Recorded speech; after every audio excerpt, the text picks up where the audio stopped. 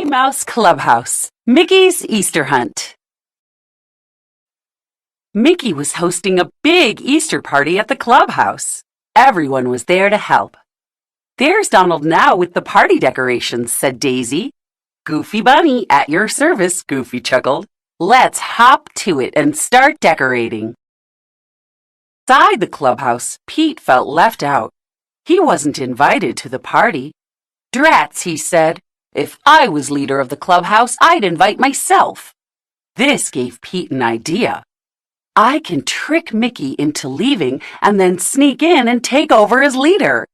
When Clarabelle strolled by with the cake for the party, Pete offered to deliver it for her. Then, pretending to be Clarabelle on the phone, Pete asked Mickey to pick the cake up at the bakery. But now he needed a tricky way to get into the clubhouse, a disguise. Pete disguised himself as Mickey and knocked on the clubhouse door. "Hi, Minnie," Pete said in a high-pitched voice. "It's me, Mickey, back with the cake." Minnie knew something was strange. "What are the magic clubhouse words, then?" Piska, Pooska, Pete the cat?" Pete stammered. But those were not the magic words. Suddenly, the clubhouse started to come apart and pieces floated away. "What happened to the clubhouse?" cried Mickey when he got back from the bakery. Just then, Professor Von Drake zoomed by on his jetpack. "The clubhouse pants just flew by. According to my calculations, they landed 15 steps from you." "Count 15 steps from Mickey. Was the professor correct?" Yes, the professor was correct. After returning the clubhouse pants, Mickey took the Toon Plane to search for the shoe garage. Mickey soon spotted Goofy in the garage. Oh no! It was wedged between two rocks at the edge of a waterfall. Mickey had to act fast. "Oh, Toodles!" Mickey called. Toodles brought them a pacifier, a toolbox, a crane, and a mystery mouse-tool. Which tool will help them lift the shoe garage out of the waterfall? That's right, the crane. With the shoe garage safely back in place, it was time to look for the head of the clubhouse.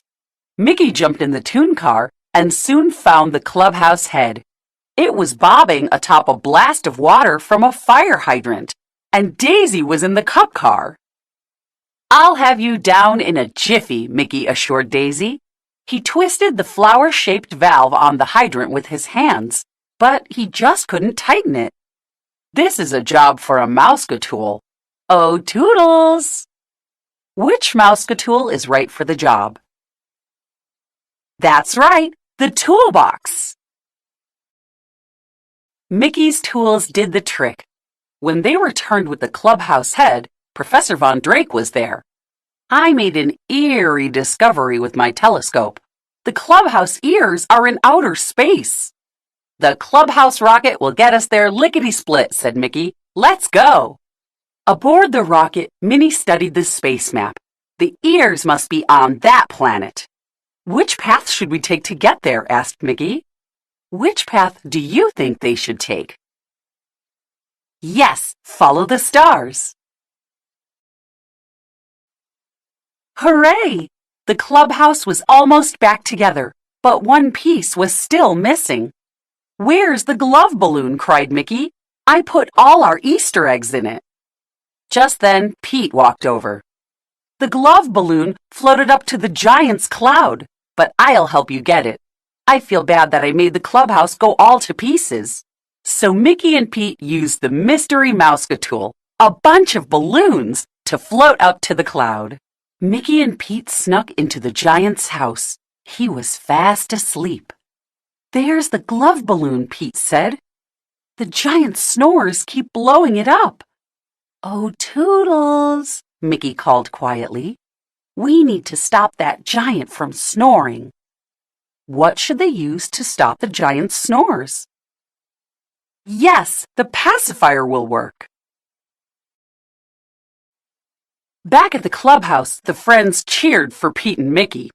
"Being helpful sure is hard work," Pete said, reaching into his pocket for his handkerchief. "Hey, What's this?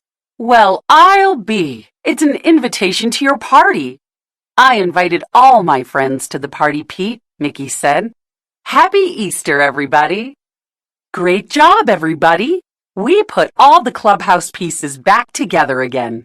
Do you remember how we found each piece? First, we counted 15 steps to find the pants. Then, we used a crane to rescue Goofy and the shoe garage from the waterfall.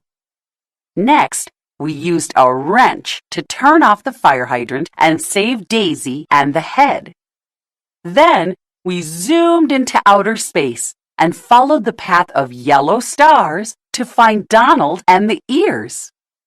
Finally, we used balloons to float up to the giant and a pacifier to stop his snoring and retrieved the glove balloon. Super cheer!